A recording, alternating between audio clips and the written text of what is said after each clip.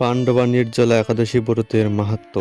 জ্যৈষ্ঠ শুক্লপক্ষের এই নির্জলা একাদশী ব্রত সম্পর্কে ব্রহ্মবৈবর্ত পুরাণে শ্রী ভীমসেন ব্যাসদেব সংবাদে বর্ণিত হয়েছে।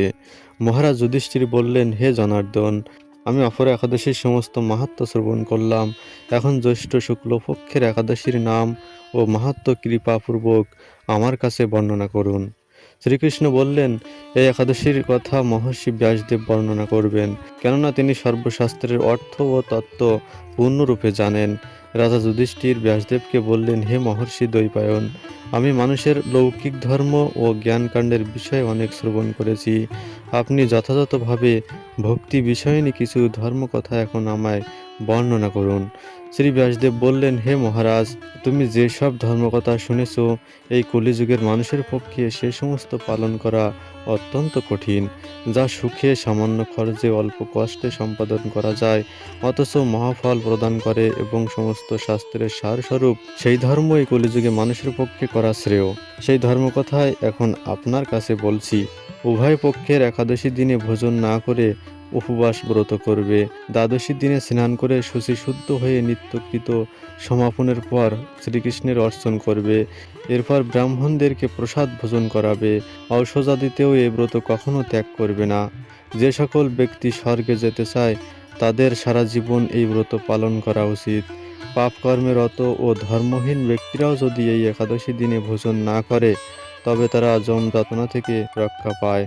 শ্রী ব্যাসদেবের এসব কথা শুনে গদাধর ভীমসেন অসত্য কথার মতো কাঁপতে কাঁপতে বলতে লাগলেন, হে মহাবুদ্ধি পিতামহ, মাতা কুন্তী, দ্রৌপদী, ভ্রাতা যুধিষ্ঠির, অর্জুন, নকুল ও সহদেব এরা কেউই একাদশীর দিনে ভোজন করে না। আমাকেও অন্ন গ্রহণ করতে নিষেধ করে, কিন্তু দুঃসহ ক্ষুধা যন্ত্রণার জন্য আমি উপবাস করতে পারি না। ভীমসেনের এরকম কথায় ব্যাসদেব বলতে লাগলেন, যদি সর্বাদি দিব্যধাম লাভে তোমার একান্ত ইচ্ছা থাকে তবে উভয় পক্ষের একাদশীতে ভোজন করবে না। তদুত্তরে ভীমসেন বললেন, আমার নিবেদন এই যে, উপবাস তো দূরের কথা, দিনে একবার ভোজন করে থাকাও আমার পক্ষে অসম্ভব, কারণ আমার উদরে বৃষ নামে অগ্নি রয়েছে। ভোজন না করলে কিছুতেই সে শান্ত হয় না, তাই প্রতিটি একাদশী পালনে আমি একেবারেই অপারগ।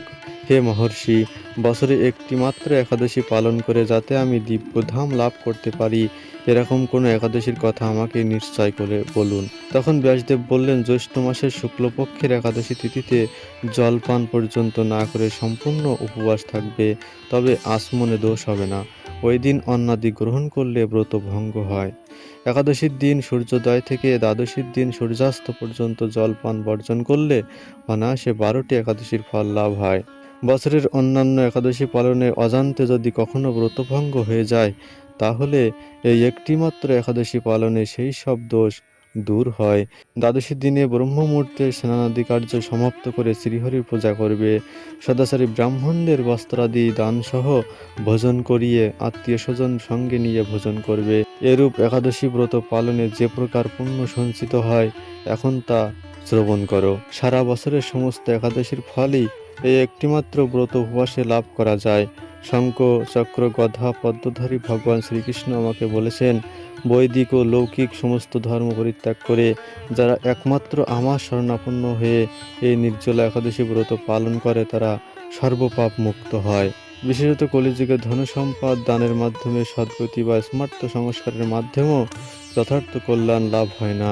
কলিযুগে দ্রব্য শুদ্ধি নেই, কলিতে শাস্ত্রোক্ত সংস্কার বিশুদ্ধ হয় না, তাই বৈদিক ধর্ম কখনো সুসম্পন্ন হতে পারে না। হে ভীমসেন, তোমাকে বহু কথা বলার আর কি প্রয়োজন? তুমি উভয় পক্ষের একাদশীতে ভোজন করবে না। যদি তাতে অসমর্থ হও তবে জ্যৈষ্ঠ মাসের শুক্লপক্ষের একাদশীতে অবশ্যই নির্জলা উপবাস করবে। এই একাদশী ব্রত ধনধান্য ও পুণ্যদায়িনী। যমদূতগণ এই ব্রত পালনকারীকে মৃত্যুর পরও স্পর্শ করতে পারে না। পক্ষান্তরে বিষ্ণুদূতগণ তাকে বিষ্ণুলোকে নিয়ে যায়। শ্রী ভীমসেন ওই দিন থেকে নির্জলা একাদশী পালন করতে থাকায় এই একাদশী পাণ্ডবা নির্জলা বা ভীমসেনী একাদশী নামে প্রসিদ্ধ হয়েছে। এই নির্জলা একাদশীতে পবিত্র তীর্থে স্নান, দান, জপ, কীর্তন ইত্যাদি যা কিছু মানুষ করে তা অক্ষয় হয়ে যায়। যে ব্যক্তি ভক্তি সহকারে এই একাদশী মাহাত্ম্য পাঠ বা শ্রবণ করেন তিনি বৈকুণ্ঠ ধাম প্রাপ্ত হন। হরে কৃষ্ণ।